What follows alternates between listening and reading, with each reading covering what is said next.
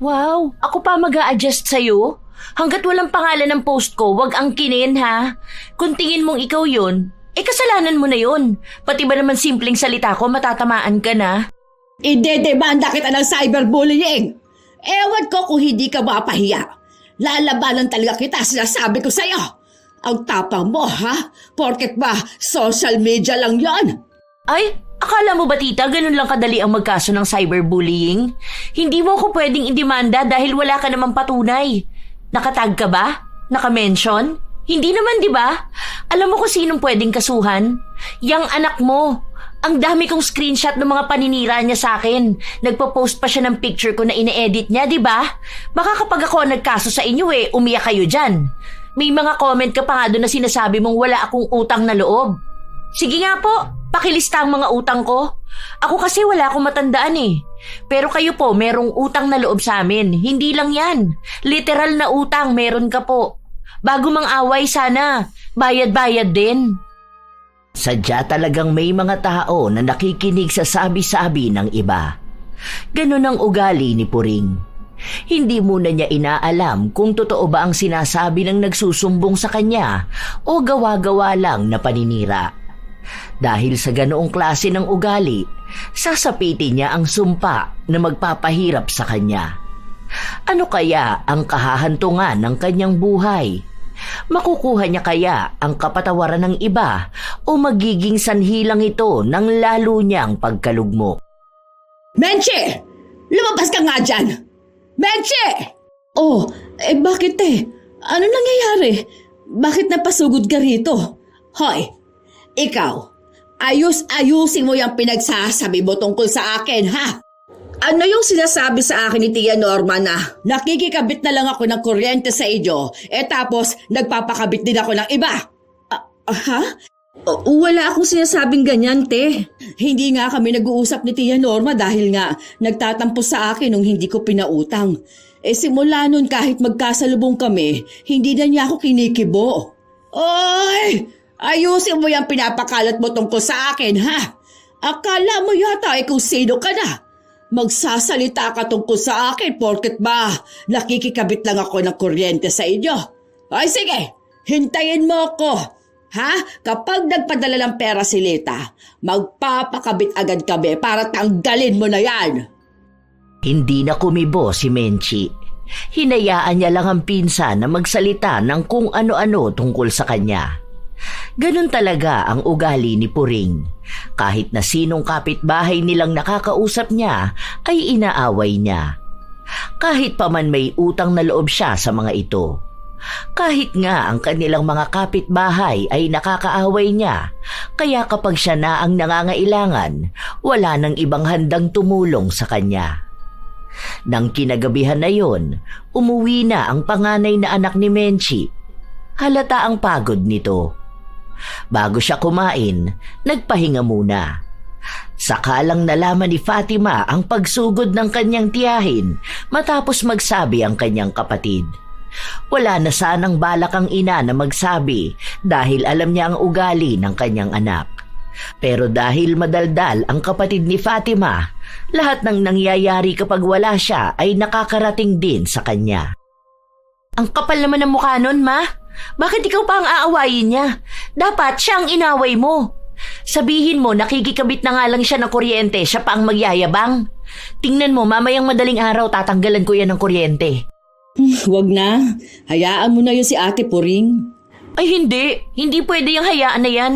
Tanda-tanda na niya nagpapaniwala pa siya sa mga kwento ng kamag-anak niyang tulad niyang tanga rin.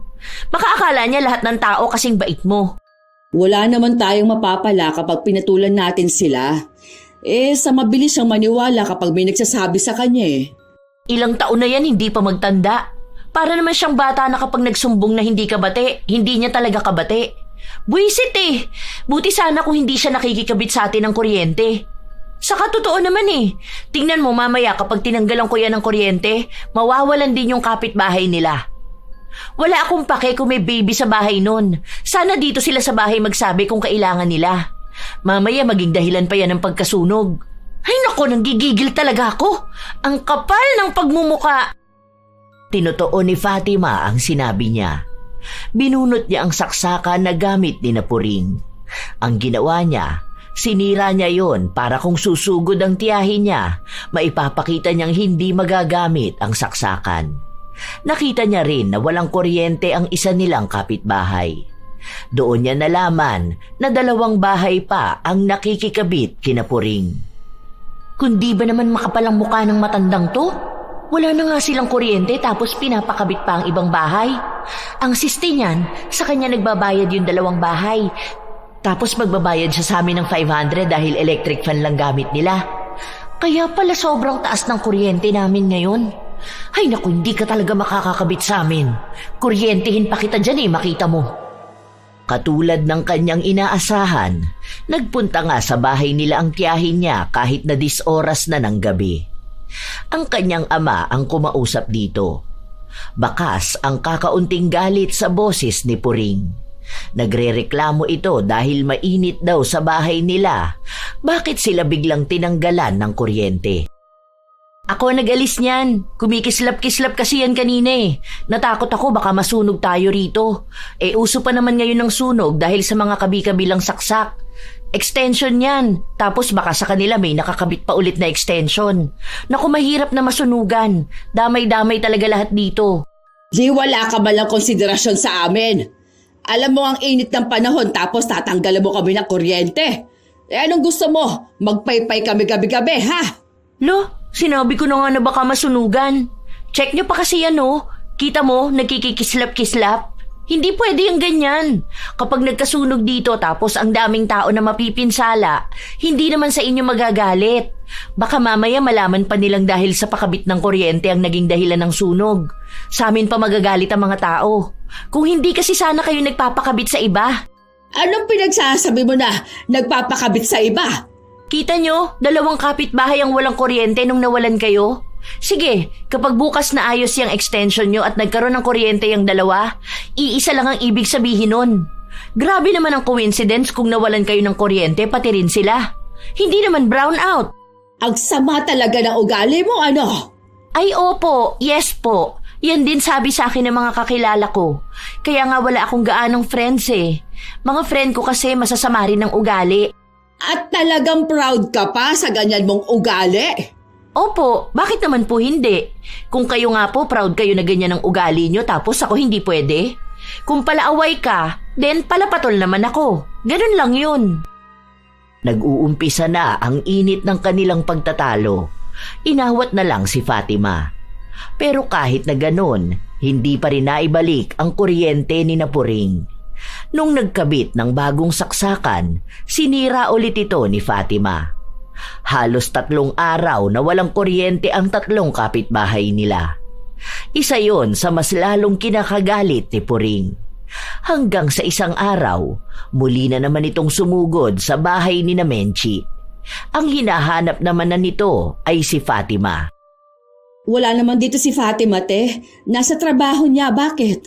Ano yung mga parinig sa akin ng walang yamong anak doon sa, ano ba yon? Sa messenger yung note. Hindi ko alam, te. Wala naman akong nakikita. Ang sabi sa akin ni Tia Norma, para daw sa akin yung mga parinig niya na makapalabok ka. Naku, pinangalanan ka ba, te? Wala. Pero alam daw ni Tia Norma na ako yon. Dahil nga nasabi ko sa kanya yung sa naging pagtatalo namin ng anak mo. Dahil sa kuryente na hindi ko alam kung sinasadya niyang tanggalin. Wala naman palang pangalan, te. Baka naman hindi ikaw yun. Marami yung friends sa Facebook. Pinagtatanggol mo pa yung anak mo. Kaya yan lumalaking sutel dahil kinukonsinti mo ang pagiging masama niyang tao. Hindi naman sa ganun, te. Alam ko naman na maldita si Fatima pero hindi naman siya masamang tao. Magkaiba yun, te. At sa pagiging maldita niya, hindi ko yun hawak dahil ugali na yun ang henerasyon nila. Pero hindi ko pinalaking masamang tao ang anak ko. Para namang hindi ko alam kung anong ugali mayroon niyang anak mo. Ang daming sinasabi sa akin ni Tia Norma, ha? Galit na galit daw palagi ang anak mo na yan.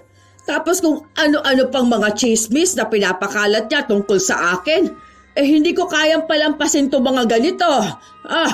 Nung isang araw, Ang sabi sa akin ni Tia Norma, narinig daw niya yung kaibigan ni Fatima na magsabi, bakit pa ako pinapakabit ng kuryente? Dapat daw magdusa akong papakin ng labok. Hindi naman din sila nag-uusap ni Tia Norma, ate. Isa pa, wala namang sasabihin na gano'n ng anak ko. Kilala mo naman si Tia Norma. Minsan hindi niya alam kung anong sinasabi niya. Tapos kapag kinokompronta naman yun sasabihin niyang hindi niya sinabi. Hindi na lang yun pinapatulan ng anak ko, gawa nga ng matanda na. Hindi nga sila ni Norma. Pero yung anak ni Norma, di ba, friend sila sa Facebook. Paano? Blinak ako ng anak mo.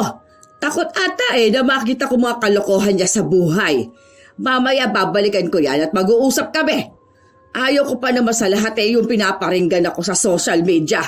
Kapag naisipan niyang i-unblock ako, yon ang gagawin niya. Pero kapag magpaparinig sa akin sabay block, kung hindi ba naman siya duwag sa personal, hindi ba?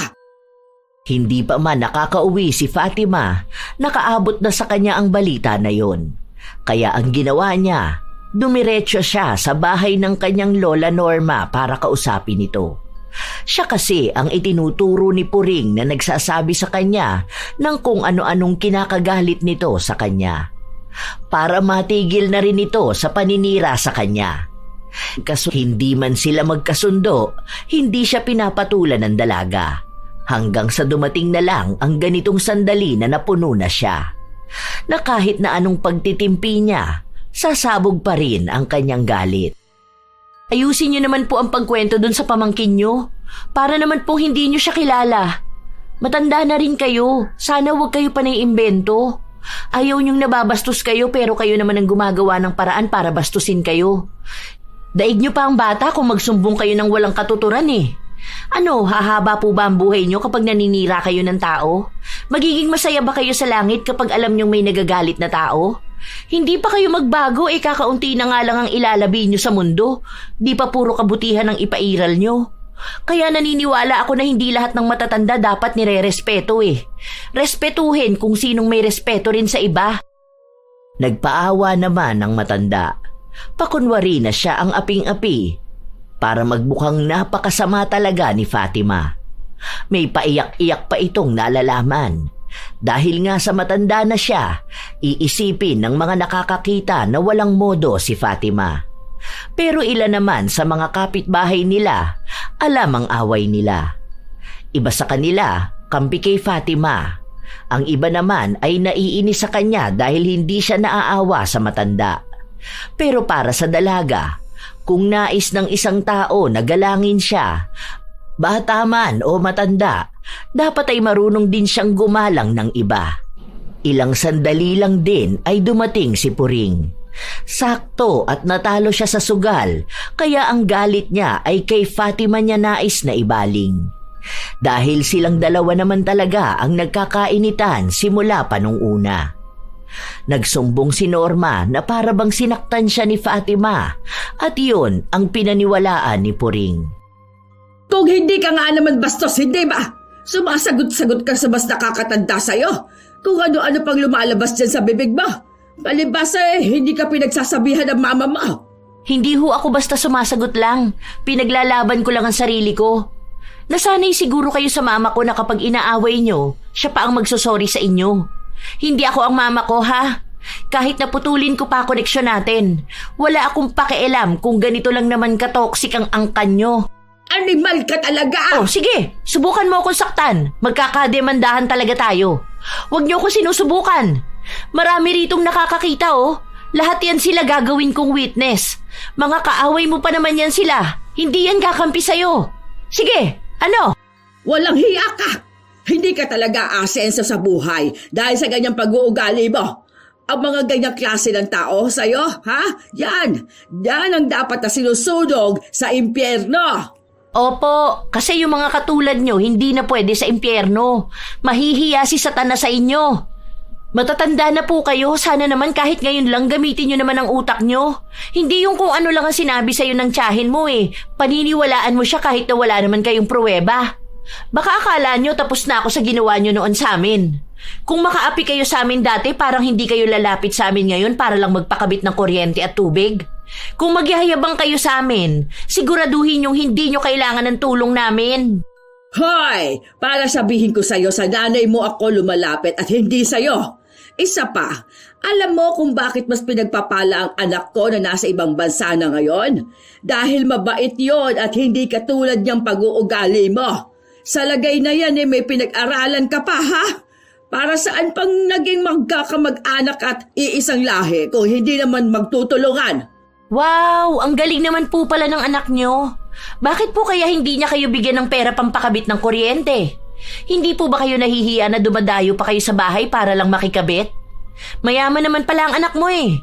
Sobrang bait naman po pala po, di ba?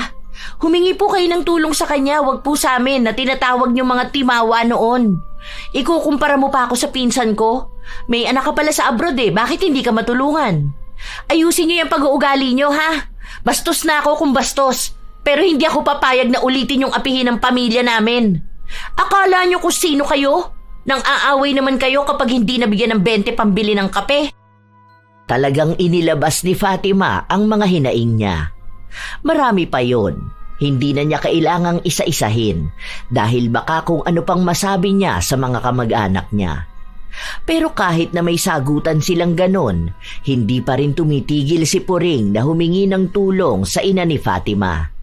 Sa kanila pa rin ito nakikikabit ng kuryente. Minsan pa, sa kanila rin nang hihingi ng pagkain para sa mga apo nitong kasama niya sa bahay. Kung mga bata naman ang usapan, nagbibigay naman si Fatima. Pero sadyang mainit talaga ang dugo niya sa kanilang tiyahin. Isang gabi pa, habang kumakain ng dalaga, mag-isa lang siya dahil anong oras na rin siya nakauwi galing sa trabaho. Pumasok sa loob ng kusina ang kanyang ina.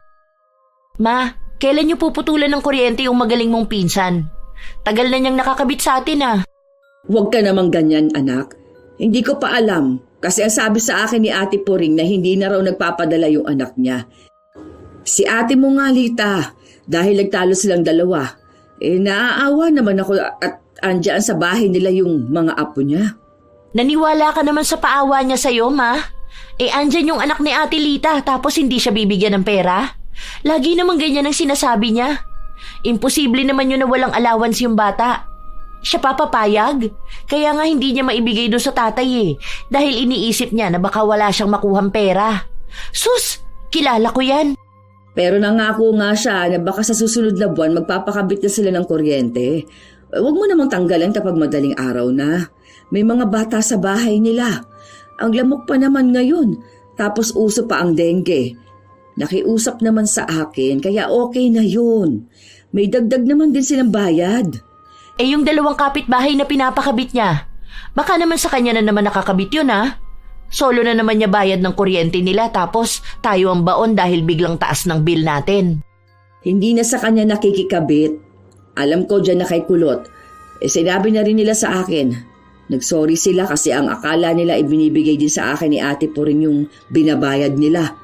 Nahihiya raw kasi silang magsabi sa akin na makikikabit sila. Siya kasi Ate Puring daw ang nag-alok sa kanila. Nako ma, siguraduhin lang nila ha. Dahil kapag ako nainis na naman, pare-parehas na naman silang walang kuryente. Para namang hindi nila ako kilala.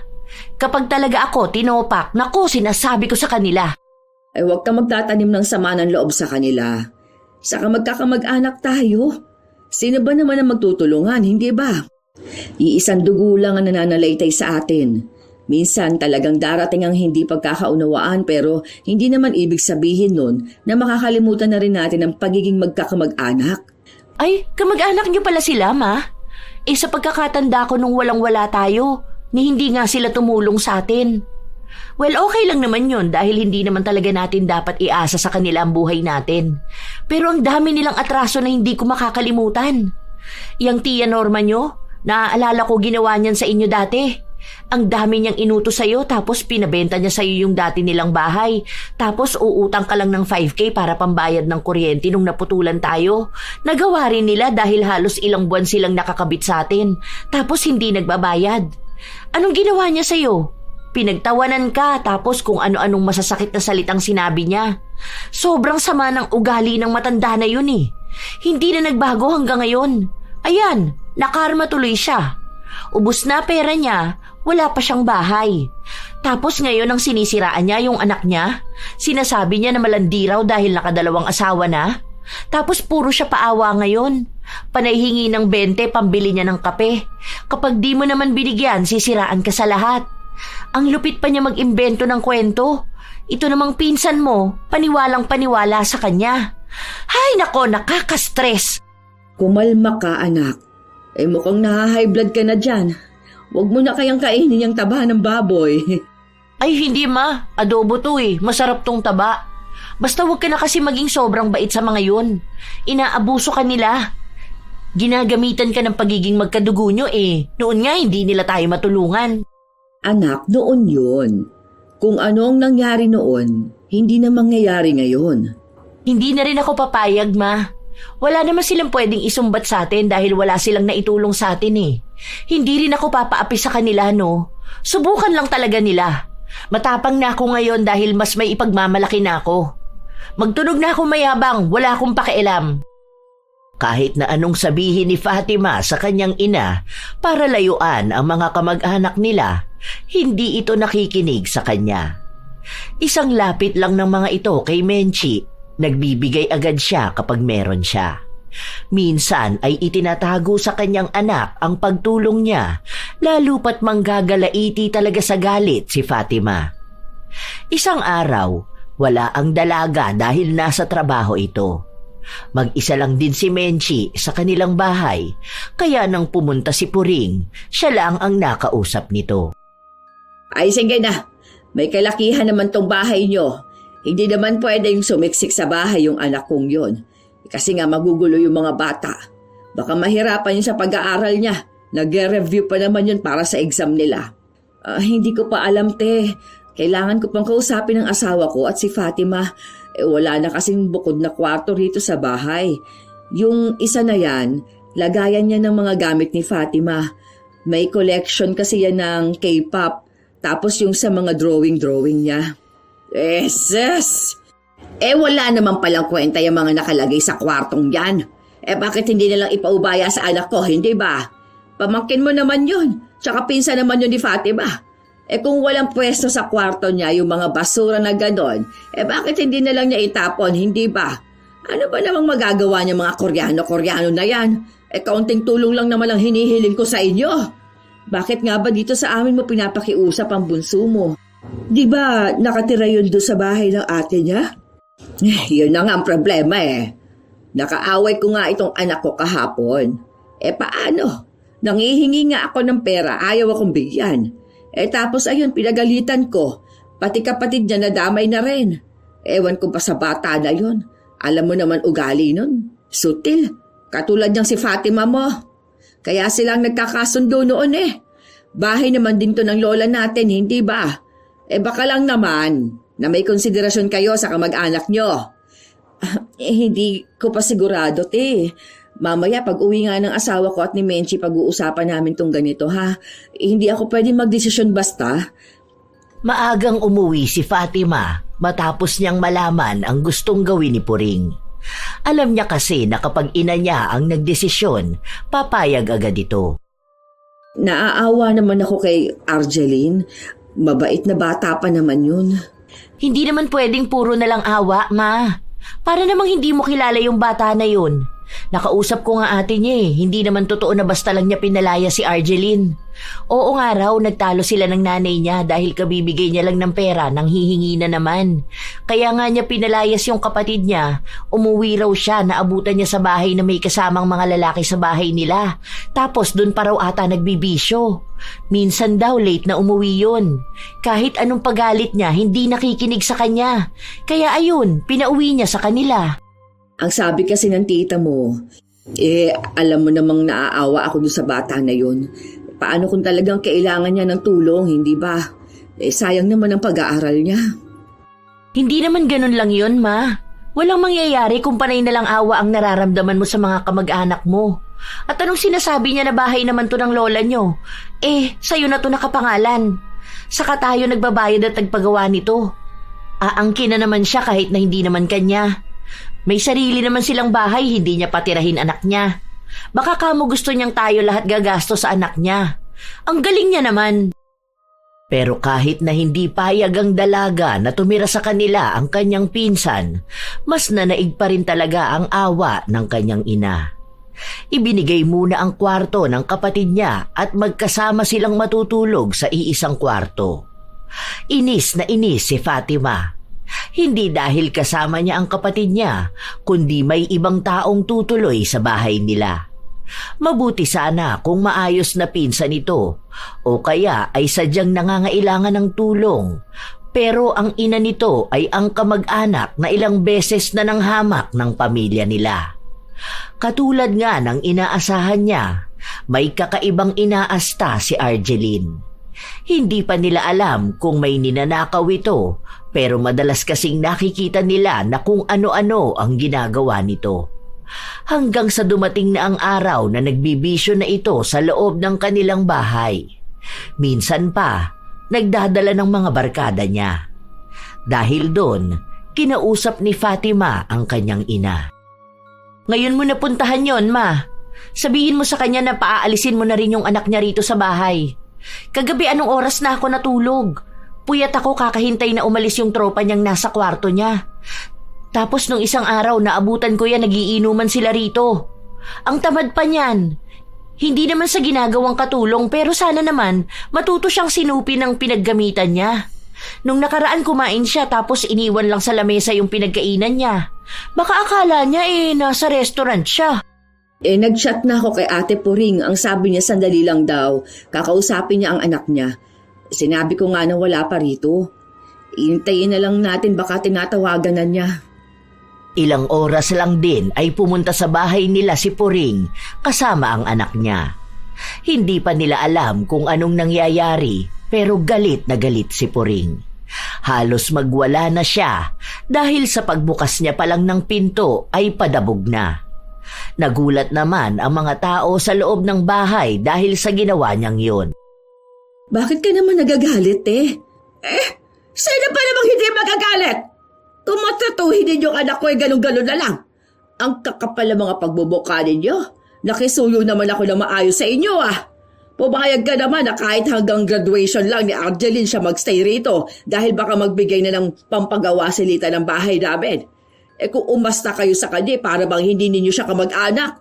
Ganyan palang pag-uugali ninyo na hindi pa nga kayo nakaka-asenso pero lumalabas ng mga tunay ninyong kulay.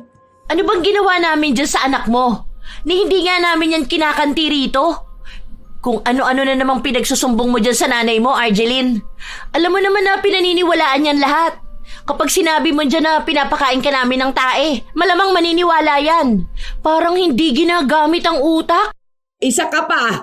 Ginagawa mong katulong tong anak ko. Baka akala mo nakakuha ka ng labandera mo. Ang tamad mo. Tapos iaasa mo sa ibang tao mga dapat mong gawin. Nakikituloy siya sa inyo dahil nag-aaral siya, hindi para pagsilbihan ng walang hiyang tulad mo.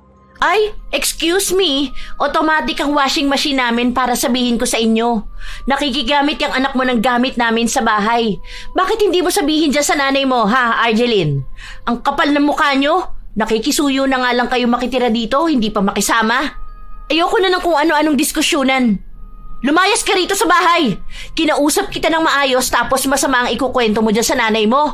Kita mo na. Kung makapagpalayas ka sa anak ko, ikala mo bahay mo to. Matanda ka na nga. Dapat lumilipat ka na ng bahay mo. Dapat ka hindi ka na nakikisiksik sa pamilya mo Ikaw ang bumukod ng bahay. Ano? Wala ka bang pambili ng sarili mong bahay, ha? Ang yabang mo? Wala ka naman palang pera. Hindi rin naman sa'yo to, di ba? Baka akala mo bahay nyo to. Bahay to ng lola nyo na nakapangalan na kay mama. Pinaayos ko tong bahay na to gamit ang pera ko. Kaya manahimik ka na. At yung gamit mong kuryente na galing sa amin, ako rin ang nagbabayad nun. Huwag mo nga akong gamitan yung pagiging kamag-anak na yan. Wala akong kamag-anak na gaya nyo. Galit na galit si Fatima. Maging si Puring ay hindi rin nagpapaawat. Aabot na sana hanggang sa baranggayan. Mabuti na lang at naawat si Fatima. Sadyang palaban ng dalaga dahil hindi rin siya papayag na makakarinig ng pangit na salita. Simula ngayon, hindi na kayo makikikabit ng kuryente sa amin, ha? Total, mayabang ka naman. Ipakabit mo yan. Isa pa, bawal yan sa batas. Kahit saan tayo makaabot, hindi mo pwede ipananggan na kaya ka nakikikabit ng kuryente sa amin dahil ka mag-anak ka namin. Baka hindi mo alam na may multa yan kapag nahuli. Baka pati kami madamay pa dahil sa'yo. Wala akong pakialam sa'yo! Napakasama na ugali mo! Okay lang. Baka itong kasamaan ng ugali ko ang nakuha ko sa dugo natin. Masama ang ugali mo, masama ang ugali ko. Baka yun ang palatandaan na magkamag-anak tayo. At least alam mong totoo nga na magkadugo tayo kasi nananalitay sa dugo natin ang pagiging masama ang ugali. May mga comment ka pa nga doon na sinasabi mong wala akong utang na loob. Sige nga po, pakilista ang mga utang ko. Ako kasi wala akong matandaan eh. Pero kayo po, merong utang na loob sa amin. Hindi lang yan. Literal na utang, meron ka po. Bago mang away sana, bayad-bayad din. Anak, tama na yan. Huwag mong sagot-sagutin ng tita mo. Tumigil ka na, anak, ha? Yan! Pagsabihan mo yung anak mong bastos. Walang moda! Sayang lang ang gastos ng pinag-aaral yan. Tinatawag na edukadang sarili pero ganyan naman ang ugali. Hindi naman ikaw ang nagpaaral sa akin, kaya huwag kang manghinayang. Wala kang gasto sa akin kahit na magkano. Kada salita ni Puring, siya namang sagot ng dalaga. Siya ang nagsasalita para sa kanyang ina. Si Menchi naman ay panay lang ang awat sa kanyang anak. Si Fatima ang pinapatahimik niya, isa rin sa dahilan kaya naiinis ang dalaga. Natigilan na lang sila nung sumali na ang ama ni Fatima. Pinapapasok sa loob ng kanyang kwarto ang dalaga at pinagsabihan si Puring na tumahimik na rin dahil nga nakakahiya sa mga kapitbahay nilang nakakarinig ng pagtatalo nila. Nang gabi rin na yon ay kinuha ni Argeline ang mga gamit niya at naghanap sila ng ibang kamag-anak na pwedeng tuluyan niya.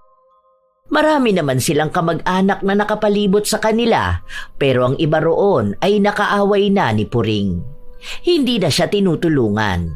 Sa katunayan ay tanging si Menchi lang ang kamag-anak na kahit awayin niya, nalalapitan niya pa rin. Ilang linggo ang nakalipas, tuluyan na ngang tinanggalan ng kuryente ni na Menchi si Puring dahil muntika na silang mahuli sa iligal na pagpapakabit ng kuryente. Dahil doon, nagdamdam si Puring. Kahit na buwan na ang nakalipas, hindi pa rin sila nagpapansinan. Hanggang sa nakikisali na rin ang mga anak ni Puring. Kung ano-ano na ang pinagsasasabi sa pamilya ni Fatima. Ang dami sa social media. Minsan ay pinapangalanan sila pero hindi yun pinapansin ng dalaga. Sige, tag nyo pa ako. Mukha naman kayo mga tanga. Ano tong sinasabi nyo na may utang na loob ako ng baby pa ako? Para namang inalagaan niyo ko eh, lola ko nga ang nag-alaga sa akin nun. Saka wag mo sabihin na malandi ako. Ikaw nga to naging kabit muna bago pinakasalan ng kano. Hay, ang toxic ng social media ko. Pati tuloy ako nagiging toxic na. Ano ba naman to? Makapag-post nga.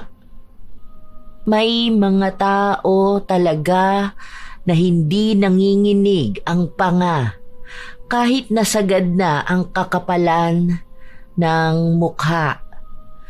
Konting hiya naman dyan. Tingnan natin kung sinong matatamaan sa post ko na to. Walang pangalan pero sigurado ako na may aangkin ito. Wala na bang pinangalanan ng dalaga pero kinaumagahan ay maagang sumugod si Puring sa kanilang bahay. Galit na naman ito. Hindi pa man alam ni Fatima ang dahilan pero mukhang sa post niya ito. Te, wala naman yatang pangalan mo sa post ng anak ko. Alam mo naman mga kabataan ngayon kung ano-anong pinopost. Sa kasilita nga ang nagtag sa kanya, di ba? Bakit naman yung anak ko inaaway mo? Kung ayaw niyang matag siya ni Lita, bakit hindi niya i-delete ang social media niya, ha? Hindi yung nagpaparinig pa siya sa akin. Huwag mo nga ipagtanggol yung anak mo. Alam naman nating lahat na masama naman talaga ang ugali niyan. Proud na proud pa nga yan, hindi ba? Siyang makapalabuka. Dahil walang pasok sa trabaho ang dalaga, naiinis din siya dahil maaga siyang nagising. Gusto pa sana niyang magpahinga, pero masakit sa tenga ang boses ni Puring. Wala naman siyang balak lumabas pero naiirita siya sa boses ng kanyang tiyahin. Gusto niya itong patahimikin. Oh, andyan na naman pala yung hinayupak na yan. Ano? Masaya ka ba sa pagpaparinig mo sa akin, ha? Sobrang dami bang likes ng post mo? Baka gusto mong sumikat lalo kahit na alam mong may taong naaapektuhan. Sige ka pa ng parinig sa akin. Hindi kita pinaparinggan. Nag-post lang ako. Normal na post lang yun eh. Sa kung natamaan ka, hindi ko nakasalanan yun. Sabi nga nila, bato-bato sa langit, ang tamaan guilty. Ikaw ata ang unang tinamaan kasi akala mo lahat ng sasabihin ko tungkol sa'yo. Baka akala mo tita sa'yo lang umiikot ang buhay ko. May paganyan-ganyan ka pa, ha? Burahin mo yan. Sinasabi ko sa'yo, Fatima, magkakaalaman talaga tayo kapag hindi mo binura ang post mo. Wow, ako pa mag-a-adjust sa'yo? Hanggat walang pangalan ng post ko, wag ang kinin ha. Kung tingin mong ikaw yun, kasalanan mo na yun. Pati ba naman simpleng salita ko, matatamaan ka na? Idedemanda kita ng cyberbullying. Ewan ko kung hindi ka mapahiya. Lalabanan talaga kita, sinasabi ko sa'yo. Ang tapang mo, ha? Porket ba't social media lang yon? Ay, akala mo ba tita ganun lang kadali ang magkaso ng cyberbullying? Hindi mo ko pwedeng idemanda dahil wala ka namang patunay. Nakatag ka ba? Nakamention? Hindi naman, di ba? Alam mo kung sinong pwedeng kasuhan? Yang anak mo. Ang dami kong screenshot ng mga paninira niya sa akin. Nagpo-post pa siya ng picture ko na inedit niya, di ba? Baka kapag ako ang nagkaso sa inyo umiyak ka dyan. May mga comment ka pa nga doon na sinasabi mo na wala akong utang na loob. Sige nga po, pakilista ang mga utang ko. Ako kasi wala akong matandaan Pero kayo po, merong utang na loob sa amin. Hindi lang yan, literal na utang meron ka po. Bago mang away, sana, bayad-bayad din. Ako pa ang pagbabayarin mo. Kulang pa nga yan sa danyo sa nagawa mo sa pagkatao ko. Ang dami mong paninira na sinasabi sa akin. Ay wow, parang ako pa po tita ang nakaagrabyado Hindi ba nang hiram ka sa amin noon ng laptop tapos hindi mo na binalik? Kasi nga sinanla mo dahil walang baon yung mga apo mo? Baka akala mo nakakalimutan ko na yon. Hindi lang yun. Naaalala mo nung ninakawan kami ng tablet? Tapos ang ginawa mo, tinulungan mo yung magnanakaw na ibenta yon. Akala mo hindi namin makikita, no? Ikaw ang tinuro nung nakabili. Hindi ka ba makamove on, ha? Ang tagal-tagal na nun pabalik-balik ka sa issue. Ilang taon na yon? Nagpatawad na nga ako, tita. Isa pa, kahit na matagal na yon, kasalanan mo pa rin yon. Ni hindi ka nga humingi ng tawad sa mga ginagawa mo. Buti nga nagpapatawad pa ako. Hindi matatabunan ng ilang taon ng kasalanan mo. Yun ang isa sa problema sa'yo. Akala mo kapag tapos na, okay na. Aba, dapat lang. Sino ka ba para magtanim ng sama ng loob sa akin? Wala kang karapatan dahil mas matanda pa rin ako sa'yo. Pero dati pa naman po yun. Ngayon, mahirap na ako magpatawad. Hindi na nga dapat kita kinakausap Lalo na hindi na rin naman kamag-anak ang tingin ko sa'yo. Siguro masasabi ng iba na mas malagkit pa rin ang dugo, pero sa akin hindi. Kaya kong mag-cut tie sa mga kamag-anak na toxic at pabigat sa buhay ko. Kaya ikaw ang mag-move on. Tinanggalan ka lang ng kuryente, akala mo inapi ka naman. Responsibilidad mo naman magpakabit ng sarili mo dahil kamo may anak kang nasa ibang bansa. Tama na yan. Baka kung saan na naman umabot ang usapan na to Tepuring naman. Alam kong meron kayong hindi pagkakaunawaan ng anak ko pero sana naman wag mong bigyan ng ibig sabihin yung mga galaw niya. Nung nakaraan nag-post lang siya ng picture ng pagkain tapos sumugod ka rito dahil ang sabi sa'yo ni Tia Norma, iniinggit ka raw ng anak ko. Wala naman nakasulat doon. Post lang mismo ng pagkain. Yung tinanong kita kung sino nagsabi kay Tia Norma, hindi niyo naman masagot. Yun na nga. Kaya nga magbura siya ng social media niya. Lahat tanggalin niya. Try mo na lang kayang i-block ang anak ko. Hindi naman pwedeng alisin niya ang social media niya. Kasi doon lang din naman niya nakakausap ang iba niyang kamag-anak sa mga kaibigan. Saka sa panahon ngayon, maraming nagagawa ang social media lalo na sa generation nila. Para ano? Para hindi ko makita mga pagpaparinig niya sa akin? Kung gusto niyang wala akong makita, wag siyang mag-post o kaya i-delete niya. Ganun lang naman yung kasimple. Siya nga ang nagpapaka-toxic sa social media. Hindi na lang nagsalita si Menchi. Sanay kasi si Puring na siya ang huling nagsasalita. Kaya kapag may sumagot pa sa sinasabi niya, babawian niya ito ng isa pang salita hanggang sa hindi sila matatapos kung hindi tatahimik ang isa. Magiging malala lang din ang awayan dahil minsan kapag galit na galit talaga si Puring, nakakapanakit siya ng iba. Nang umalis na rin ito, saka naman pinagsabihan ni Menchie ang kanyang anak na bakas pa rin ang gigil sa tiyahin niya. Huwag mo na rin pagpapatulan ng mga yon. Wala ka rin namang mahihita sa kanila kapag inaway mo. Sana, tuwing mga away siya ng walang katuturan, manginig ang panga niya. Nakakainis eh. Para naman madala siya. Sa ilan pang mga araw na nakalipas, hindi pa rin tumitigil ang mga anak ni Puring na siraan ng dalaga sa social media. Hindi naman din kasi umaawat si Puring. Sa halip ay panay din ang kanyang comment ng kung ano-anong paninira. May nakita pa nga ang dalaga na comment niyang kung magiging mayaman man si Puring, si Fatima ang una niyang ipapapatay. Sinabi rin niya na mura lang naman daw ang ibabayad niya para patahimikin ang dalaga. Kahit na alam ni Fatima na hindi yayaman si Puring, nakakatakot pa rin ito, lalo na't may pagbabanta sa buhay. Dahil doon, nireport ng dalaga ang comment na yon. Baliw na ata talaga to. Hindi niya alam na maraming tao ang makakakita ng comment na yon. Kahit ilang taon pa yung lumipas, paano kung magkataon na may makahanap nung sinabi niya? Ang lala ng digital footprint niya, may pagbabanta pa sa buhay ko. Kakatakot. Hindi man lang kinikilabutan sa mga pinagsasasabi niya online. Ang dali lang ma-screenshot nun. Kapag nagkaroon ng kaso, iiyak-iyak naman dahil walang pambayad sa abogado. Makikiusap tapos dadaanin na naman sa magkamag-anak, dapat hindi nagkakasiraan. Pero siya naman tong mapanira na tao. Napapailing na lang ang dalaga sa ginagawa ng kanyang tiyahin. Ang buong akala niya ay wala ng dahilan si Puring para sugurin siya at awayin dahil hindi na siya nagpapapatol sa social media. Pero mukhang maraming paraan si Puring para makahanap ng pag-aawayan nilang dalawa. Kinabukasan, pag-uwi ng dalaga, halata ang pagod sa kanyang muka pero naabutan niya ang kanyang tiyahin na nag-aabang sa bahay nila. Mukhang galit na naman ito. Hindi naman alam ni Fatima kung ano na naman ang dahilan. Hindi po ba kayo napapagod sa ginagawa niyo? Tingnan mo nga, hingal na hingal ka na dyan dahil sa galit mo. Ano na naman ang sasabihin mo sa akin? Kasi kung wala naman niyang katuturan, huwag niyo nang sabihin. Wala akong post na kahit ano. Wala akong kamag-anak na kinakausap tungkol sa'yo. Nananahimik na ako. Utang na loob naman. Pagod na ako buong maghapon.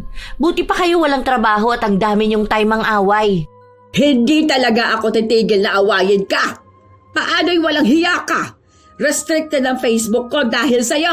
Buwisit kang babae ka. Binibigyan mo talaga ako palagi ng dahilan para magalit sa'yo. Ha? Pati ba naman yan kasalanan ko? Ano namang kinalaman ko sa account mo? Ni hindi ko nga alam ang password nun. Account mo yun. Kung anong mangyayari doon, kasalanan mo, hindi kasalanan ng ibang tao. Sabi sa akin ni Argeline, baka raw inireport mo ako kaya ganyan. Ikaw talaga may pakana ng mga ganitong nangyayari sa akin eh. Eh yun ang alang ang kasiyahan ko tapos gusto mo pang ipagkait sa akin? Ganyan ka na ba talaga kasakim na tao, ha Fatima? Tita, huwag ka pong umasta na aping-api ka po, ha? Hindi ko alam kung anong ginagawa mo sa account mo. Baka naman may nalabag ka sa guidelines tapos sa akin mo isisisi. Yung mga nangyayari sa inyo, hindi ko po yan kasalanan, ha? Huwag kasi puro bashing ang inaatupag sa social media. Kaya dapat hiwalay ang Facebook ng mga toxic na tao eh. Hindi na lang binigyan ng pansin ni Fatima ang pang-aaway sa kanya ng kanyang tiyahin. Kahit naman anong sabihin niya ay hindi rin naman ito titigil sa pagsasalita. Hanggang sa umuwi na lang si Puring. Pero kahit na naglalakad dito pa uwi, dinig pa rin ang pagdaldal nito. Alam ni Fatima na ipinagkakalat na rin ng kanyang tiyahin kung gaano siya kasamang tao. Pero wala na yon para sa dalaga dahil bata pa lang naman siya noon, naririnig na niya yon. Kahit noong nasa elementarya pa siya, pinapatulan na niya si Puring. Pinagkakalat din ang kung ano-anong maling balita tungkol sa kanya at kapag sumagot siya, susugod ito sa kanilang bahay. Hindi ko alam kung nababaliw na yung pinsan mo, ma. Lahat na lang yata isisisi niya sa akin. Baka kapag sininok yun, susugod yun dito para mang-away. Ako na naman sisisihin niya kung bakit siya sinisinok. Ay, nakakasawa yung ganung pag-uugali. Bata pa lang ako noon, ganyan na siya. Hanggang ngayon ba naman? Tingnan mo, magkakakampi sila ng mga kamag-anak niya laban sa akin. Sa susunod niyan, kaaway na naman niya anak niya. Ang gulo ng buhay niya. Hayaan mo na lang. Wala ka din namang mapapala kapag pinatulan mo siya. Ikaw lang ang magbibigay ng stress sa sarili mo. Hindi naman yun basta magbabago eh. Ay, hindi uubra sa akin yung hayaan na lang siya. Kaya yan namimihasa kasi puro hayaan. Tingnan mo yung tiyahin mong si Norma. Kakasabi niyong hayaan na lang siya. Ganun na siya katanda pero hindi nagkaroon ng character development. Hindi na uso yung hayaan. Kapag bastos ang ugali, ibalik sa kanya ang kabastusan. Ang hilig niya magpapaniwala sa sabi-sabi, hindi mag-focus sa buhay niya. Kahit na ilang buwan na ang nakalipas, hindi pa rin sila nagkakaayos. Hanggang sa isang araw, nabalitaan na lang ng dalaga na naospital si Puring. Nanghihingi raw ito ng tulong sa kanila dahil walang pambayad sa pribadong ospital na pinuntahan niya. Hindi raw nagpadala ang anak niyang nasa ibang bansa dahil kaaway daw nun ang isa pa niyang anak na kinakampihan ni Puring. Ngayon, sila ng pamilya ang nagkakagulo. Wala namang ibang malalapitan si Puring kundi ang pinsan niyang si Menchi. Si Menchi naman ay nagpaabot ng tulong, kaya nang malaman ito ni Fatima ay naiinis na naman ang dalaga. Hayaan mo na anak. Wala naman siyang ibang malalapitan. Saka alam mo naman ako, basta't may lalapit sa akin hanggat kaya ko namang makatulong, itutulong ako. Ayan na naman tayo sa hayaan na eh. Tingnan nyo, hindi ako magkakamali na sa susunod na linggo, susugod yan dito sa bahay dahil may narinig na naman siyang chismis na ako raw ang nagsabi. Tingnan natin. Kilala ko na yan. Hindi niya kayang mabuhay nang hindi siya nagagalit. Tama nga si Fatima. Dahil maaga pa lang nasa bahay na nila si Puring. Galit na galit ito at kapansin-pansin na nanginginig ang panga nito kapag nagsasalita. Wala na sanang balak ang dalaga na pansinin ito dahil gusto na niyang ilapat ang likod niya sa higaan para kahit na paano ay makapagpahinga. Pero maraming lakas ang kanyang tiyahin para magsimula ng gulo. Hindi ka na talaga naawa sa akin, ano? Inaano na naman ba kita? Ano yung sinasabi ni Tia Norma na ipinagkakalat mo sa lahat na nakakarma na ako? Sinabi niya yun? Sige, ako ang kakausap sa matanda na yon. Buisit na yan. Lahat na lang ako may kasalanan. Hindi ko na nga kayo pinagkakausap eh. Sa bagay, totoo rin naman siguro. Kaya nanginginig yung panga mo dahil wala kang ibang ginawa kundi ang mang-away. Di ba, ma? Sabi ko sa'yo susugod yan dito sa bahay dahil may nabalitaan na naman yan na hindi totoo. Hindi ka ba nananawa, tita? Na nagagalit ka sa mga kwento lang naman sa'yo? Alangan namang ikaw ang paniwalaan ko, di ba? Tingin mo ba, sasabihin nila yan kung hindi totoo? Ano akala mo sa mga taong nakakausap ko, ha? Malamang. Kaya nga nagsasabi sa'yo yung tiyahin mo dahil kapag may binalita siya sa'yo, bibigyan mo siya ng pangkape. Kawawa nga kayong dalawa sa totoo lang eh. Siya kailangan magsinungaling dahil kahit gano'n na siya katanda, walang nangyari sa buhay niya. Tapos ikaw, nagpapapaniwala sa mga walang katuturan na bagay. Kung aawayin mo lang ako, tama na. Dahil wala ko sa mood ngayon. Masakit ang ulo ko. Habang tumatagal, mas lalong lumalala ang panginginig ng panga ni Puring. Dahil sa nangyayari sa kanya ay bibihira lang siyang makapagsalita. Minsan pa nga na may nakaaway siyang kapitbahay nila dahil lang sa narinig niya ang tungkol sa nakikikabit ng tubig. Dahil sa inis ng kasagutan niya, sinabihan siyang parang adik kung magsalita. Parang may nginunguya kahit na wala naman. Dahil sa pagpapatuloy niyang mang-away ng mga tao, wala na ring nagpakabit sa kanya ng tubig. Wala namang tutulong din sa kanya na mag-igib dahil masyado pang bata ang mga apo na kasama niya. Matanda na rin naman ang asawa niya para magbuhat-buhat. Dahil doon, Iisang tao na naman ang naging takbuhan niya. Sige na. Kahit mga 1 buwan lang. Alam mo naman na mahirap ang walang tubig sa bahay, di ba? Hindi ako makakakilos na maayos. Kung mag-iigib naman ako, hindi ka ba naaawat? Matanda na ako. Tapos kung magbabayad naman ako, mahal yon. Tapos baka kung saan lang nila kunin ng tubig. Alam mo naman ang mga kabataan ngayon, mga maluloko. Sige na, para namang hindi kita pinsan. Wala tayong pagdadaanan na hose. Pwede yan yung paikot sa likod ng bahay ni Ate Juvie, oh. Kaso mahabang hose ang kailangan natin kapag ganun. Ang mahal pa naman ng hose ngayon. Pero kung meron ka naman, sige, okay lang. Ako pa bang magpo-provide doon? Hindi ka malang ba maaawa sa akin? Ganito na nga ako, oh. Nangangayayat na nga rin ako dahil hindi ako masyadong makakain. Ang sakit kaya ng pangako. Akala mo ba simple lang to? Pasalamat ka na lang at hindi sa'yo nangyari tong ganito.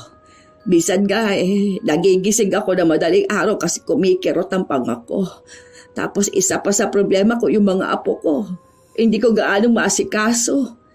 Para ka namang hindi ka mag-anak niyan Gagaya ka rin doon sa mga kamag-anak natin na hindi na nakakakilala at kung umastay akala mo kung sino sila. Alam mo naman na wala akong pinagkakakitaan, te. Wala naman akong trabaho Yung pera ko, bigay lang naman yun ni Fatima. Tapos madalas binibili ko yun ng gamit dito sa bahay. Tapos baon ng mga bata. Yung pera na lang ng anak mo. Para saan ba naman yung tutulong ka sa akin, di ba? Baka naman makonsensya ka nan kapag wala na ako, ha? Aanhin pang damo kung patay ng kabayo, ika nga, di ba? Alam ko naman na may pagtatalo kami ng anak mo. Bastos naman kasi yun. Pero sigurado namang hindi yun magiging dahilan para hindi mo ako tulungan, hindi ba? Magpinsan tayo. Nadala na naman si Menchi sa mga paawa sa kanya ng pinsan. Inilihim niya sa kanyang anak ang pagpapakabit ng tubig kay Puring at maging ang paggastos niya para bumili ng hose. Ilang buwan ang nakalipas, hindi pa rin pinapaalis ni Puring ang pagpapakabit niya ng tubig. Hindi pa rin yun napapansin ng dalaga dahil ang dami niyang ginagawa sa trabaho, kaya kapag umuuwi siya ng bahay ay pagod na siya. Ang kanyang ina rin naman ang nagbabayad ng bills. Nag-aabot lang siya ng pera kada sahod. Hanggang sa isang araw. Anong oras ang graduation bukas ni Lian, ma?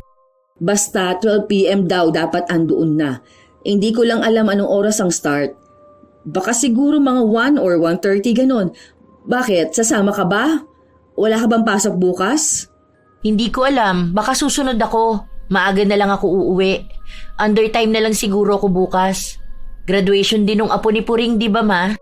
Makapuring ka naman dyan. Titang mo yun, hoy. Ano ka ba? Pero oo, bukas nga rin. Ang bilis ng panahon Noong nagpupunta yun dito sa bahay, ang bata pa nun. Magkikita pala kayo doon, Huwag niyong isasama bukas yon kapag kakain tayo sa labas. Yung bata pwede pa, pero yung pinsan mo wag. Masisira lang talaga ang araw ko. Ipapabukod ko bill niya. Malamang yung anak no na nasa abroad magpapadala sa kanya. Pagkatapos nilang magsiraan sa social media, hayun, bati na sila ngayon. Mga baliw Hanggang sa kinabukasan, naging abala pa rin ang dalaga. Pero katulad nga ng kanyang pangako, sumunod naman siya. Sakto natapos na ang graduation at umaalis na ang mga tao. Hinahanap ni Fatima ang kanyang ina nang makita niyang tila sinisigawan nito ni Puring. Dinuduro-duro niya pa. Dahil doon ay galit na nagtungo roon si Fatima. Ano bang ginagawa mo? Wala ka na talagang hiya, Pati ba naman sa ganitong lugar? Aba, kayong walang hiya! O ayan, dumating ka na para naman maging mas masaya ang pagpapahiya ko sa mga walang kwentang tao. Te, pag-usapan na lang natin to sa ibang lugar. Ang daming nakatingin sa atin, Hindi! Ay masyado kang atribida Ano na naman ba to, ha?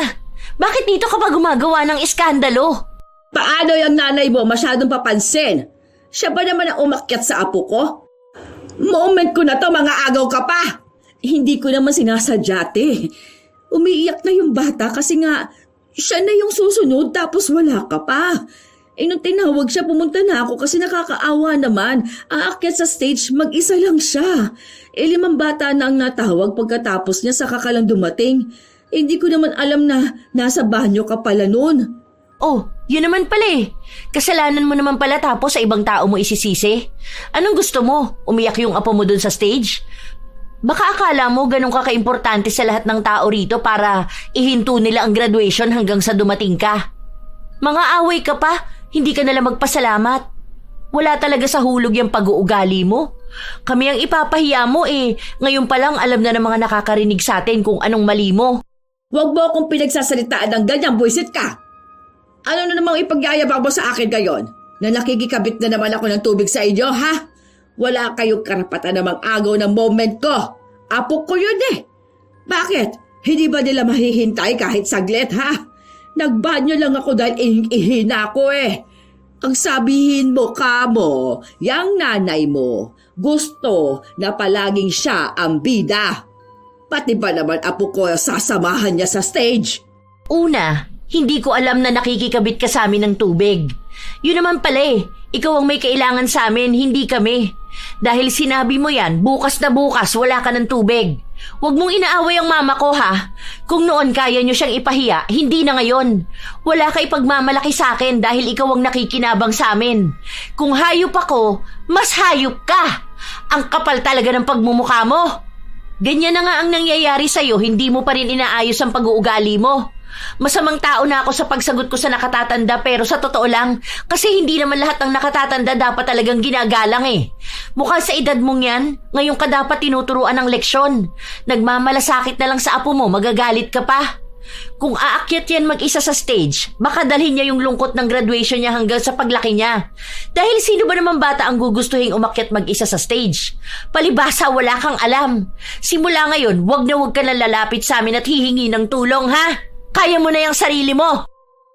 Umalis na rin agad sila dahil sa kahihiyan ng pag-ieskandalo ni Puring. Hindi lang doon natapos ang lahat dahil maingay na naman si Puring sa social media. Kung ano-ano na namang mga pinagsasabi niya. Lahat yon ay may kinalaman sa pagiging masamang ugali ni Fatima. Isang hapon, habang nasa kwarto ang dalaga, nagbabasa siya ng mga post ng kanyang tiyahin. Huwag kang makipagkaibigan sa taong magagalitin, ni sumama sa taong madaling magalit. Baka matuto ka ng kanyang mga daan at maging patibong ito sa iyong kaluluwa. Ay wow, ibang klase. May pa-Bible verse pa talaga siya. Pagkatapos nito, may post naman ng paninira sa akin na masama ang ugali ko. Ayan, kaya nare-restrict ang account mo eh, kung ano-anong kalokohan niyang pinaggagawa mo. Hay nako, kailan kaya magbabago to? O ang tanong, kung magbabago pa ba siya? Hinayaan na lang ng dalaga ang kanyang tiyahin na magwala sa social media. Hanggang sa nabalitaan niya na nahack raw ang account nito. At sa inaasahan nga niya, sa kanya na naman isinisi. Pinagbibintangan na siya ang gumawa nun. Natatawa na lang ako kay tita. Ano ba naman yan?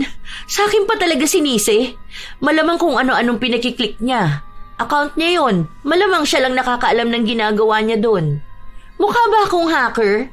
Ni wala nga akong gaanong alam sa technologies na yan. Sarili ko ngang account minsan hirap pa akong i-access. Tapos bubuksan ko pa account niya. Ang sabi nga niya sa akin, may nag-send daw ng link sa kanya tungkol daw ata sa magbibigay ng 100K ang Jollibee. Kapag click niya, ayun daw, parang nagloko yung Facebook niya tapos bigla na lang niyang hindi mabuksan. Nung nabuksan na niya, kung ano-ano na raw post niya at pinagsisend sa mga FB friends niya. Oh, yun naman pala. Siya naman na may kasalanan nun. Buti wala ako kanina, baka nag-away na naman kaming dalawa. Diba? Sabi na ang bilis niya magpapaniwala sa mga nakikita at naririnig niya eh. Kaya kapag sinabi sa kanyang magbibigay ng 100K si SpongeBob, maniniwala talaga siya. Tapos kapag na-scam siya, sa akin niya isisisi. Para namang kasalanan ko ang katangahan niya. Ano na pala nangyari dun sa panga niya, ma? Nakatabingi na nga, pero nanginginig pa rin. Para siyang kumakain ng bubble gum. Ang sabi pa nga niya sa akin, madalas daw mangalay ang panga niya. Ang laki nga ng ipinayat niya ngayon. Ang tanda ko nga, sabi niya, 47 na lang daw ang timbang niya. Dagdag pa na stress siya sa lahat ng bagay. Paano naman kasing hindi siya masistress kung lahat na lang papansinin niya? Nagpaka-toxic na tao kasi siya. Ngayon ramdam na niya yung sarili niyang lason. Maaawa na sana ako sa kanya kaso hindi naman nagbabago ang ugali niya. May nangyayari na nga sa kanya pero hindi niya pa rin inaayos ang pakikitungo sa ibang tao. Inaaway niya pa rin yung mga tao na hindi dapat inaaway. Hay nako, paano siya tutulungan ng iba kung ganyan siya? Sa mga sumunod pang araw, kung ano-ano na lang ang nababalitaan ng dalaga tungkol sa kanyang tiyahin. Minsan pa nga itong naipatawag sa barangay dahil may sinaktan itong dalagita dahil lang sa narinig niyang kwento kung kani-kanino. Mas lalong dumami ang naging kaaway ni Puring. Pati pamilya niya ay nagkagulo-gulo na rin dahil kahit mga anak niya ay inaaway niya. Hanggang sa lumala na rin ang nangyayari sa kanyang panga. Bibihira na lang siyang magsalita dahil kumikirot ito palagi. Kahit nadalhin siya sa ospital, walang ibang paraan para gumaling siya.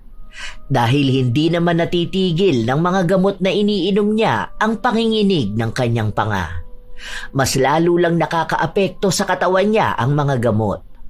Nakakasama pa nga sa kanyang kalusugan. Hanggang sa lumapit ulit si Puring, pero sa pagkakataon na ito, ay si Fatima na ang hiningian niya ng tulong. Esensya ka na, pamangkin. Patawarin mo sana ako sa mga nagawa ko. Sana tulungan mo naman ako. Yung pinsan mo kasi, blinak ako sa Facebook. Yung iba mo namang pinsan, wala namang maitulong sa akin. Pasensya ka na rin, tita. Hindi ko pa alam kung kailan kita mapapatawad. Kailangan ko ng panahon. Kaya pasensya na kung wala ako maitutulong sa'yo ngayon.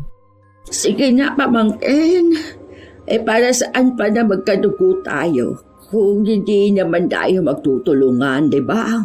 Hindi naman siguro ganyan ang turo sa'yo ng mama mo. Siguro kung mapapatawad kita, mahaba-habang panahon pa. Hindi naman ganun kadali magpatawad kahit pasabihin nating magkadugo tayo. Ang dami niyong ginawa sa akin, pati sa pamilya ko. Yung mga pamamahiya mo sa akin sa social media, yung mga paninira mo sa akin sa ibang tao, hindi yun madaling kalimutan. Hindi ko rin sigurado kung totoo nga yung paghingi nyo ng tawad o ginagawa nyo lang yan dahil wala na kayong malalapitan kundi ako. Iba po ang ugali ko. Alam niyo yan. Sisihin niyo na ako kung ganito ako pero mukhang hindi naman kayo nagsisisi sa mga ginawa niyo noon. Hanggang ngayon ginagamit niyo pa rin ang pagiging magkadugo natin. Naging matigas si Fatima. Ang daming samaan ng loob ang kinikimkim niya ng mahabang panahon. Alam niyang makakapagpatawad naman siya pero hindi sa ganoong biglaan. Lalo na at alam niyang humihingi lamang naman ng tawad si Puring dahil sa kanya lang ito may makukuha. Dahil kung tunay ang paghingi niya ng tawad, dapat alam din ni Puring kung ano ang pagkakamali niyang ginawa. Hindi niya pwedeng gamitin na lang palagi ang salitang kamag-anak. Dahil ang mga nagawa niyang mali noon kay Fatima, nag-iwan ng malalim na sugat at ang iba roon ay hindi pa rin naghihilom. Kung kailangan ni Puring ng tulong, kailangan din ni Fatima ng panahon para maghilom. Ilang linggo pa ang nakalipas, nabalitaan na lang nila na malala na ang nangyayari kay Puring. Nangangayayat na raw ito ng sobra, maging ang asawa nitong matanda na ay nagkakasakit na rin. Sunod-sunod na problema ang lumapit sa kanya. Wala rin ni isa sa mga kamag-anak nila ang tumulong. Dahil may isa raw pinsan si Fatima na tumulong dito para magbigay ng pambili ng gamot. Pero noong sandaling huminto dahil may naging problema, kung ano-ano raw masasakit na salita ang sinabi ni Puring, na para bang obligasyon siya ng mga kamag-anak niya. Si Mayan pala yung tinutukoy doon sa mga post ni Tita Puring. Yung masama ang ugali dahil lang sa nakapag-asawa ng afam. Ano naman, buti nga tinulungan pa siya. Yung anak nga niya may asawang kano at nasa ibang bansa, hindi nga siya tinutulungan eh. Alam mo, naaawa ako dun sa tita mo. Paano? Yung anak niyang si Lita, ang sabi ba naman sa kanya kahit daw mamatay siya, hindi uuwi para sa kanya. Grabe yung away nilang dalawa. Nakakatakot yung mga sinasabi ng anak niya sa kanya. Ma, kaya ganun yung mga anak niya sa kanya dahil ganun niya pinalaki. Sila ba naman makita yung nanay nilang palaaway tapos nung mga nagsipaglaki na sila kung ano-ano na rin ang sinasabi ni Tita Puring sa mga anak niya? Nung nakaraan, yung isang anak niya kaaway niya. Nung may nahihita siya, bumait siya doon. Tapos ngayon, ito namang isa. Kung yung mga anak niya nga ganun na siya, paano pa sa ibang tao? Kaya nung humihingi yan ng tawad sa akin at nanghihingi ng tulong, naku, pinabayaan ko na lang muna. Alam ko kasi na hindi naman siya totoong nagsisisi. Kung makikita ko talaga na totoo na siya sa sarili niya, baka doon pa ako maawa. Baka kapag tinulungan ko siya, maging obligasyon ko pa siya. Sasabihin niya na naman na magkakadugo naman dapat nagtutulungan. Matuto siyang makita ang mali niya at magpasalamat kung may tao man natutulong sa kanya. Sana nga matuto na siya sa mga nangyayari sa kanya at magbago na siya. Halos ilang buwan na rin ang nakakaraan. Walang gaanong balita si Fatima sa kanyang tiyahin kahit na malapit lang naman ang bahay nito sa kanila. Hanggang sa isang araw, naabutan niya itong nasa bahay nila. Ang akala niya, hihingi na naman ito ng tulong. Ang naaalala niya noon, kapag nasa bahay nila si Puring, kung hindi ito mang-aaway, ay manghihingi ng tulong sa kanyang ina. Pamangkin, pwede ba kita makausap ngayon? Tungkol saan? Huwag ka mag-alala. Hindi naman ako hihingi ng tulong sa'yo. Hindi naman ako mamimilit. Gusto ko lang humingi ng tawad sa'yo. Oo, totoo na to. Hindi ko kasi alam kung hanggang kailan na lang ang buhay ko. Gusto ko na bago man lang ako mawala nakahingi ako ng tawad sa mga taong nakaaway ko. Hindi ko man maisa-isa lahat. Alam ko na kung ano yung tinutukoy mo noon. Alam ko na kung ano ang mali ko. Hindi ko naman hihilingin ngayon na mapatawad mo ako. Lalo na kung hindi mo pa naman kaya. Pero sana ay dumating ang araw na mapatawad mo rin ako sa mga nagawa ko sa iyo at sa pamilya mo. Salamat din dun sa mga naitulong mo sa akin noon. Tama ka na hindi lahat ng bagay ay madadaan ko sa pakikipag-away. Dahil sa ginagawa ko, nawalan ako ng taong handang tumulong kapag kailangan ko na. At hindi ko habang buhay na magagamit ang salitang magkadugo kung hindi rin naman ako naging mabuting kamag-anak noon. Hindi nagbigay ng tugon si Fatima dahil hindi niya alam kung anong sasabihin niya. Hanggang sa paglipas pa ng ilang mga araw, nalaman ng dalaga na inisa-isa ni Puring na hingan ng tawad ang mga taong nagawa niya ng mali. Bukal na sa kanyang kalooban ng paghingi niya ng tawad. Walang pangungonsensya. Hindi rin siya namimilit na tulungan siya. May iba na nagpatawad sa kanya, meron namang mga taong hindi pa handa.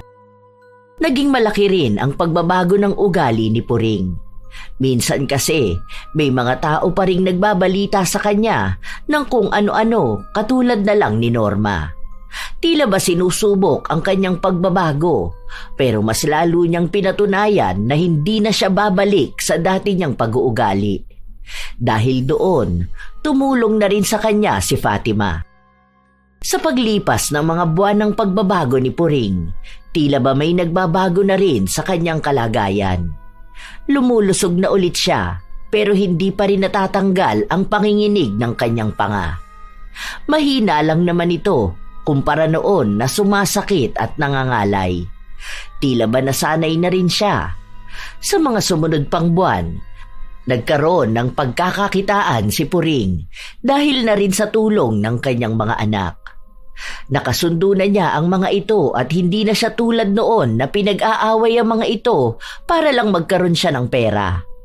Dahil kumikita na siya, hindi na siya umaasa sa ibang tao. Isang gabi, nagpunta si Fatima sa pwesto niya kung saan siya nagbebenta ng barbecue. Pwede bang utang tong isaw, tita? Pwede naman, kunin mo na yan ng walang bayad. Tapos, kapag nag-away tayo, isusumbat ko na lang sa'yo, ha? Grabe, tita. Kung isusumbat mo naman pala sa akin, dadamihan ko na kukunin ko. Sige, para maraming sumbat. Pero ang galing nito, tita. Ang lakas ng benta nyo rito. Mukhang patok sa mga tao, ah. Yung mga kaaway mo nun, suki mo na ngayon. Ay, oo nga. Lahat yan nag-aabang. Kahapon ngay wala akong tinda, ang daming nagtatanong. Tapos nagsasabing maghihintay sila bukas kapag meron na ulit. Pero 'di ba? At least may mga kaibigan ka na rin. Hindi ka na nangaaway. Nag-iihaw ka na lang. Naging maayos ang samahan ng magtiyahin. Hindi lang naman si Puring ang humingi ng tawad dahil maging si Fatima ay humingi ng tawad sa inasta niya noon. Lalo na nung mga panahon na nag-aaway sila. Alam kasi ng dalaga na may mga nakakasakit din siyang salita dahil mas pinangunahan siya ng kanyang galit. Dahil doon, naging maayos din ang lahat sa kanila. Kapag may kailangan ng tulong, may nagbibigay ng tulong. Walang galit, walang panunumbat, walang awayan. Habang si Puring ay nagbago, si Norma naman ay ganun pa rin. Kahit na tumanda na siya, kung ano-anong maling balita pa rin ang kanyang sinasabi. Mabuti na lang at hindi na nagpapapaniwala si Puring. Hindi naman alam ni Fatima kung magbabago pa ang kanilang lola. Pero alam niyang baka dumating na rin ang leksyon nito na magiging dahilan para mapagtanto niyang mali ang manira ng ibang tao. Sadya talagang may mga taong madaling maniwala sa sabi-sabi ng iba. Kahit walang sapat na ebidensya o malinaw na dahilan, basta may narinig silang kwento, agad nilang pinaniniwalaan. Minsan pa nga'y dinadagdagan para mas lalong lumaki ang gulo. Sa halip na alamin muna ang totoo, inuuna nila ang paghusga, ang magalit at ang pagpapakalat ng maling akala. Ang ganitong ugali ay madalas nakikita sa mga taong palaaway o mapag-init ng ulo. Walang pag-unawa, hindi handang pakinggan ang dalawang panig dahil mas pinaniniwalaan ang unang tao na magsasabi sa kanila at aawayin bigla ang nasa kwento. Handa silang makipag-away sa kahit na sino, maging sa mga taong hinihingian naman nila ng tulong. Tandaan na ang pagiging palaaway ay hindi senyales ng pagiging malakas. Ito ay senyales ng kakulangan ng karunungan at tiwala sa sarili at sa ibang tao. Kung ganitong ugali ang nananaig sa isang tao, darating ang panahon na mapapagod din siya. Mapapagod siyang laging may kagalit. Mapapagod siyang palaging nasa gitna ng gulo. Mapapagod siyang palaging nagdududa sa lahat.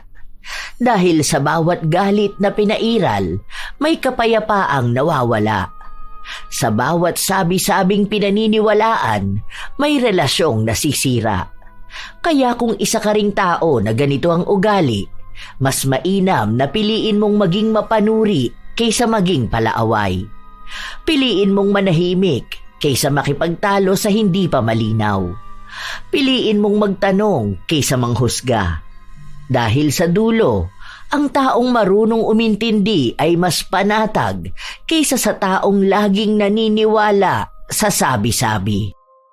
Kaya mga apo, huwag niyong hahayaan na masira ang relasyon niyo sa isang tao dahil lang sa mga naririnig niyong sabi-sabi. Hindi lahat ng katotohanan ay nakukuha lang sa tsismis at kapag naman nangailangan ng tulong sa kanila rin lalapit. Kayo ba mga apo, may nakilalang taong katulad ni Puring? Palaaway at mabilis maniwala sa kwento at paninira ng iba? Kung gayon, ibahagi nyo naman ang inyong sariling karanasan at nais ko itong mabasa. Naway may natutunan kayo sa ating bagong kwento.